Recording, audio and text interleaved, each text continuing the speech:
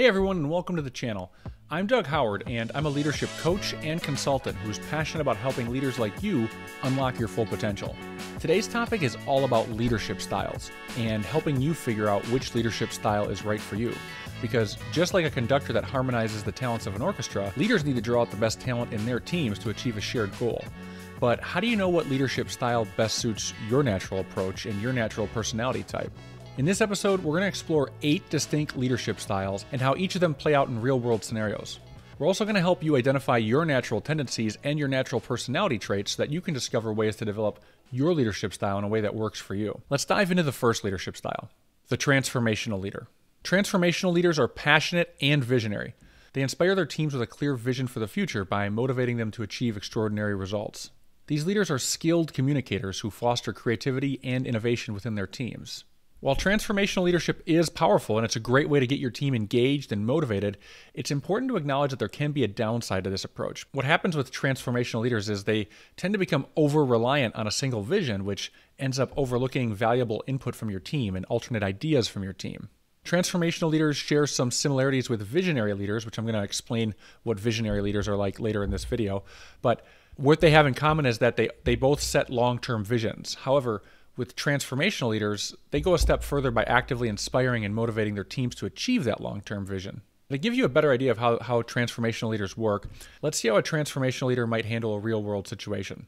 So I want you to imagine that your team's morale plummets after a project setback. Maybe there was a big miss on a project or a big missed deadline or the team didn't come through. The point is the team's morale is low, right? Everyone's just feeling dejected.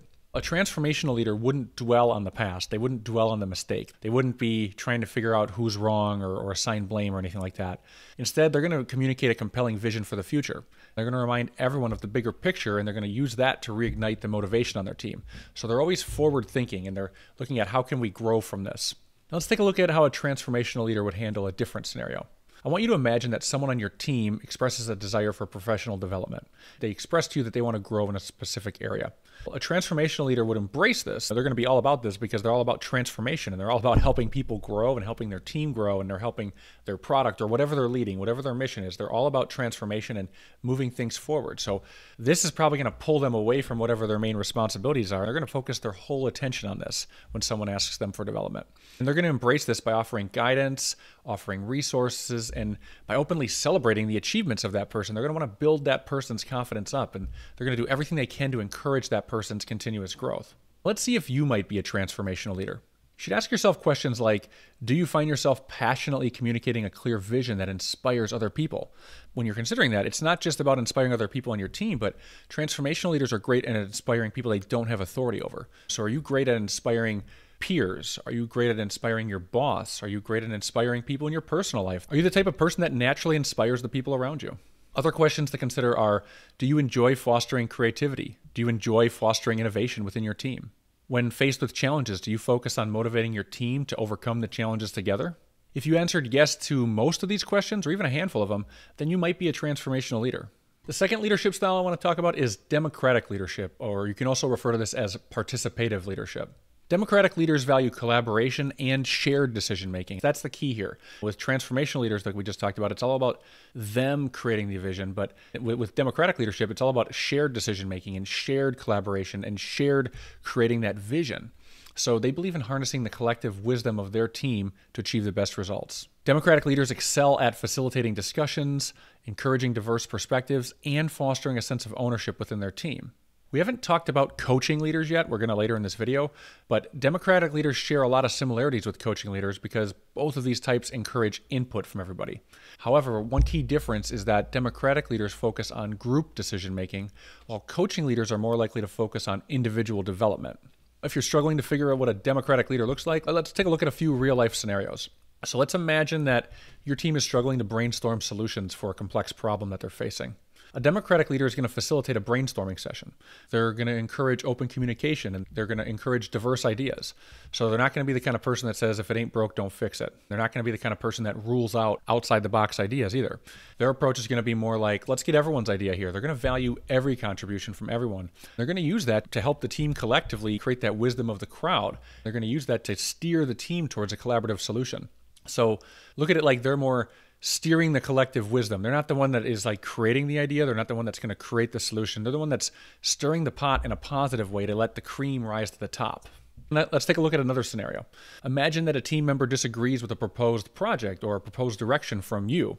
A Democratic leader wouldn't dismiss this. A lot of the leaders might get frustrated with someone that opposes them or dismisses their idea, but a Democratic leader is going to handle this entirely differently. They're going to be very open and welcoming to constructive criticism. They're going to use that to explore alternative approaches collaboratively. Their goal isn't going to be to defend their idea or anything like that. Their goal is going to be to reach a consensus that benefits everyone on the team or all stakeholders on the project. If you're trying to figure out if you're a Democratic leader, ask yourself questions like this. Do you believe team input and collaboration? Are you comfortable with fostering open discussions and debates and perhaps talking about difficult conversations with either one-on-one settings or group settings? Are you comfortable with fostering and facilitating debates within your team? Do you find yourself naturally facilitating brainstorming sessions and drawing out good ideas from other people?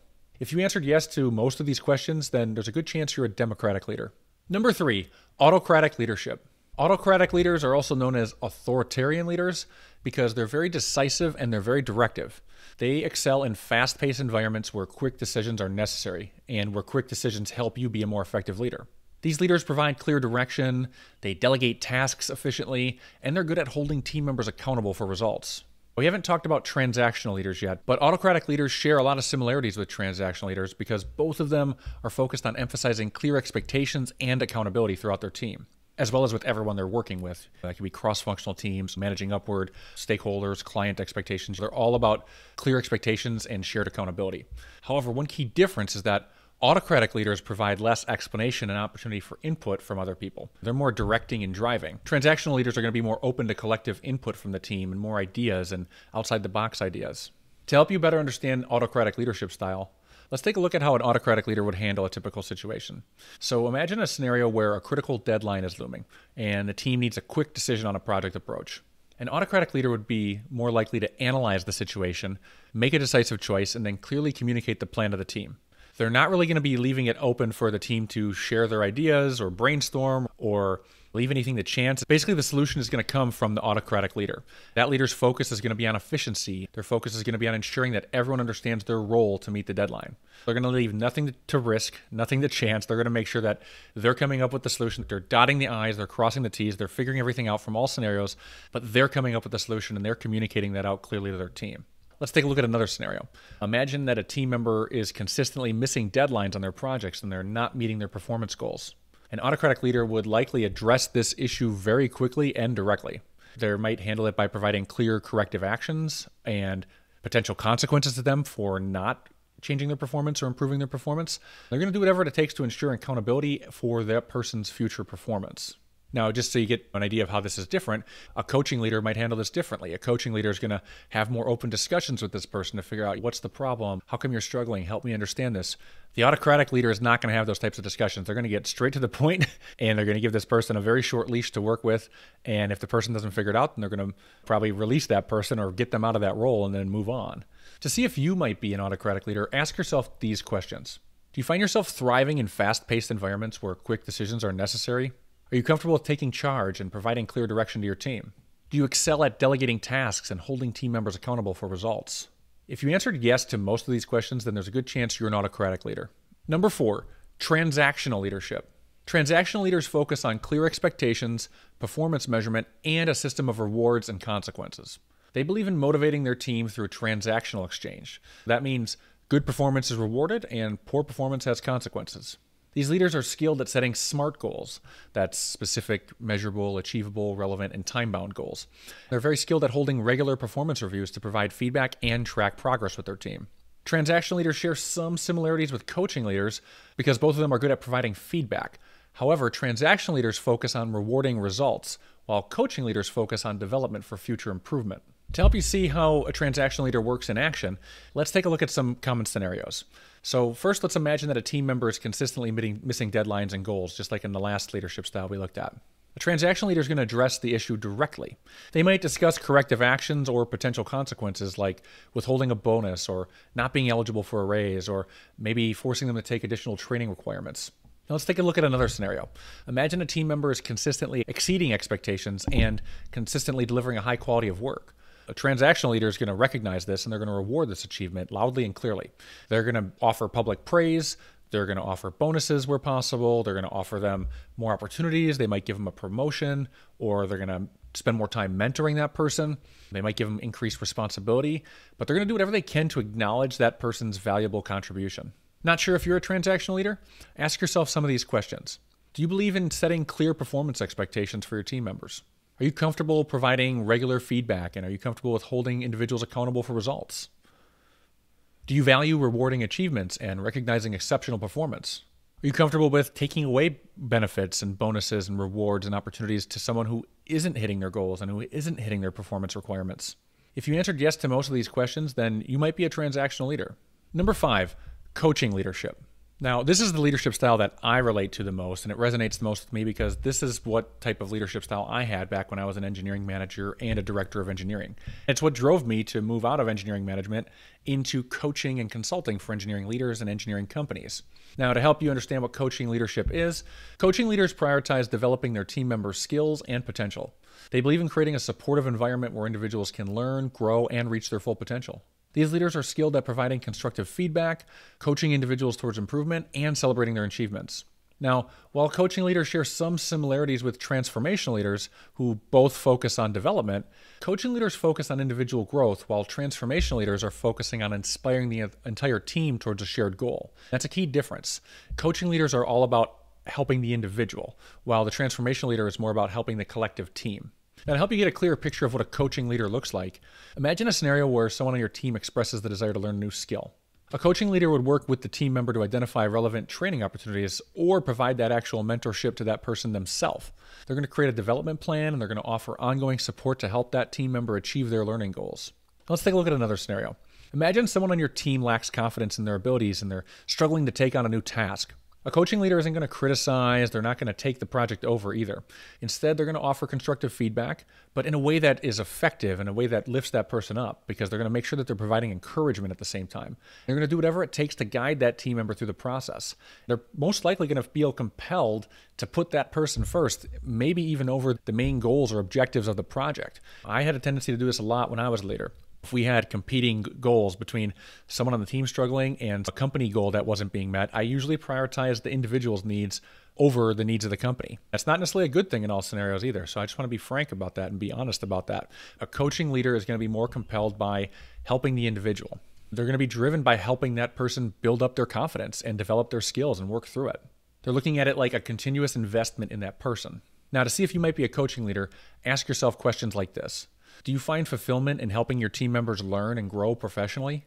Are you skilled at providing constructive feedback, and are you skilled at coaching others towards improvement? Do you enjoy mentoring, and do you enjoy empowering your team to reach their full potential? If you answered yes to most of these questions, then there's a good chance you're a coaching leader like me. Number 6, servant leadership.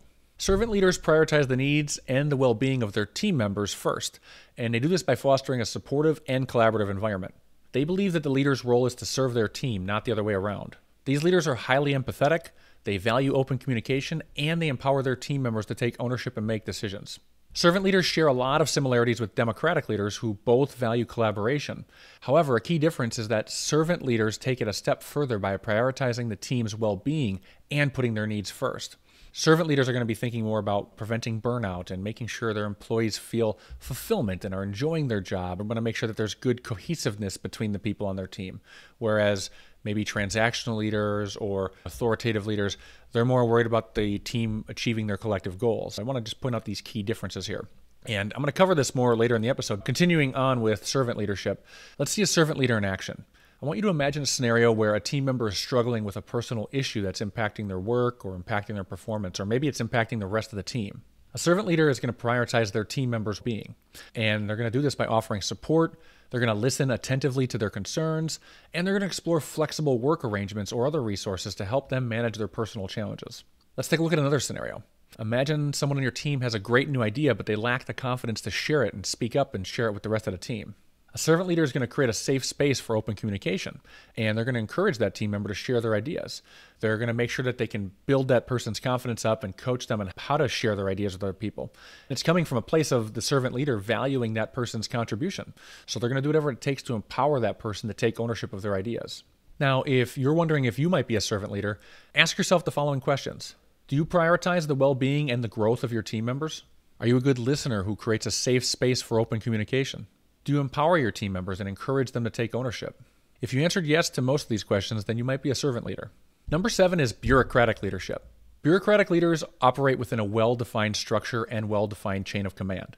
They emphasize following established rules, procedures, and regulations to ensure consistency and compliance. These leaders are very detail-oriented, highly organized, and they excel at navigating complex procedures. They ensure all tasks are completed according to established guidelines too. Bureaucratic leaders share some similarities with autocratic leaders who also provide clear direction. However, bureaucratic leaders focus on following the existing rules, while autocratic leaders might create new rules or new processes as needed instead.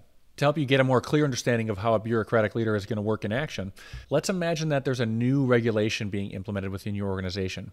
Maybe it's a new software, or maybe it's a new process, or something. There's a new kind of change going on against the old standard that's currently in place. A bureaucratic leader is going to carefully review the new regulation, and they're going to ensure that their team understands the details and the implications. They're going to meticulously implement the required procedures. Their focus is going to be on ensuring compliance as well as adherence to the new guidelines. Let's take a look at another scenario.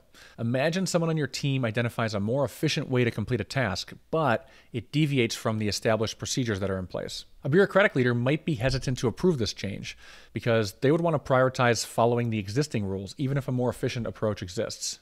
To see if you might be a bureaucratic leader, ask yourself these questions. Do you thrive in a structured environment with clear rules and procedures? Are you highly detail-oriented? Do you excel at following established guidelines? Do you prioritize compliance, and do you prioritize ensuring that tasks are completed according to the rules? If you answered yes to most of these questions, then there's a good chance you're a bureaucratic leader. Number 8, visionary leadership.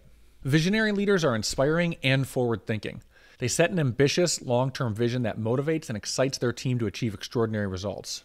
These leaders are skilled communicators who can paint a vivid picture of the future, and they're great at igniting passion and commitment within their team. Visionary leaders share some similarities with transformational leaders because both of them are all about inspiring their teams. However, visionary leaders focus on a long-term vision for the future, while transformational leaders might focus on the shorter-term goals to achieve that vision. Let's see a visionary leader in action. I want you to imagine your team feels stuck in a rut and they're uninspired by their daily tasks and the monotony of their work. A visionary leader would reinvigorate the team by articulating a compelling long-term vision. They would explain how their current daily tasks contribute to this bigger picture, which is going to be reigniting their sense of purpose and motivation towards achieving that long-term vision. Now let's take a look at another scenario. Imagine your team is brainstorming a new product idea. A visionary leader would encourage them to think outside the box and consider innovative solutions. They're also going to challenge the status quo and inspire the team to reach for that ambitious goal. So visionary leaders are the kind of leaders that are going to be like, you know what? It's not broke, but let's break it and see if we can do something better. Let's tear this apart and see if we can make something that's bigger, better, and something that solves a problem that we didn't even know exists yet. So visionary leaders are always thinking about what's possible and what else could be done. To see if you might be a visionary leader, ask yourself these questions. Do you enjoy setting ambitious, long-term goals? And do you enjoy inspiring others to achieve these long-term goals? Are you a skilled communicator who can paint a vivid picture of the future for other people and explain it in a way that other people will understand? Do you thrive in an environment that encourages innovation and thinking outside the box? If you answered yes to most of these questions, then there's a good chance you're a visionary leader. A key thing to understand here is I'm not saying any of these leadership styles are right or wrong. It's more about different ways to accomplish the same thing, because all of these leaders are essentially working to accomplish the same thing, which is meeting team goals and empowering their team and whatnot, but it's just different ways of doing it. That's what's important, because it's all about understanding a leadership style that works for you and your natural personality, because we all have different skills, strengths, and weaknesses. But when you know how to lean into those strengths and weaknesses, you can be a more effective leader. Now that we've explored all 8 leadership styles, I want you to reflect on the key characteristics and self-reflection questions from each leadership style we just reviewed. Go back and watch it again if you need to. As you're doing this, I want you to consider which one of these leadership styles resonates the most with you. And remember, there's no single best leadership style out there. The most successful leaders know how to adapt their approach based on the situation, the needs of their team, and the specific challenge at hand. The key is to understand your natural tendencies and how they might impact your leadership style in the moment. No matter what your dominant leadership style is, there's always room for growth. And here are some additional tips on how to develop your leadership skills. First, seek feedback. This means asking colleagues and superiors for honest feedback on your leadership style and your overall leadership effectiveness. Don't be afraid to ask for specific examples of how your leadership style is perceived. This could be through informal conversations, anonymous surveys, or 360-degree feedback sessions. You can also observe and learn. You could do this by paying attention to successful leaders around you that you admire, both within your industry and outside of your industry. It could be people that you've worked with, or it could be people that you see through the news, through social media, through famous business leaders or historical leaders. Once you figure out who these leaders are that you admire, take a step back to ask yourself, what qualities do these leaders embody? Then actively seek out opportunities to observe these leaders. If it's someone you work with, obviously you could pay attention to how they handle situations. But if it's someone you don't know, or like a celebrity or a business leader, or famous business leader, or a historical figure, you could do some research about this person. You could read their biography, or you could read books that are about experiences they've had, and you could see how they've handled situations. You could also do this by attending conferences where these leaders speak, or watching their interviews on YouTube, or again, finding books or articles they've written. Another tip, this one's super important, is step outside your comfort zone. Expand your leadership repertoire by finding low-stakes situations to try new leadership approaches. For example, if you're an autocratic leader, find a low-stakes situation to try out coaching leadership or bureaucratic leadership or any of these other leadership styles that maybe aren't your natural leadership style. You could volunteer to lead a small project that allows you to experiment with a different leadership style. Perhaps you could take on a task that forces you to take a more collaborative approach if your natural tendency is to be more directive. One more thing, you can invest in leadership development. Consider leadership development courses, workshops, or coaching programs to refine your leadership skills. There are a lot of different leadership development resources available online or in person. There's books. I offer a lot of programs on my website, DougHowardCoaching.com, as well as on this YouTube channel. There's no shortage of resources out there, so do some research to find which programs align with your specific goals and your specific learning style and your specific industry. Before we wrap up, I want to give you actionable tips that you can put into practice right away. Identify your leadership tendencies in action. Start paying close attention to how you react to challenges or unexpected situations at work. Does your first instinct lean towards taking charge and providing solutions? Or do you prefer to gather input and brainstorm collaboratively? Reflecting on these types of moments can shed light on your natural tendencies, so I recommend journaling about your experiences because this is a very helpful way to identify patterns in your leadership behavior. The second tip I want to leave you with is adapt your leadership style based on the situation. For example, before approaching a team meeting, consider the specific goal and the dynamics of your team. Will a directive approach be the most effective way to keep a project on track? Or would a more collaborative discussion be beneficial to brainstorm new ideas and foster buy-in from the team? Consider the level of experience and expertise of your team members. A more directive approach might be necessary for a new team that needs clear guidance, while a more collaborative approach might be beneficial for a seasoned team with strong problem-solving skills. The next tip is celebrate your team's successes. So make sure you're taking the time to acknowledge and celebrate your team's achievements, both big and small. This is going to help boost morale, increase motivation, and show your appreciation for your team's hard work. Another tip I have for you is make sure you practice active listening. Make a conscious effort to truly listen to your team members, both verbally and non-verbally. This means paying attention to their concerns, their ideas, and their perspectives. This is going to help you build trust and rapport with your team, and it's going to allow you to make more informed decisions. Now let's face it, truly listening to someone is a skill that we all struggle with, even leaders.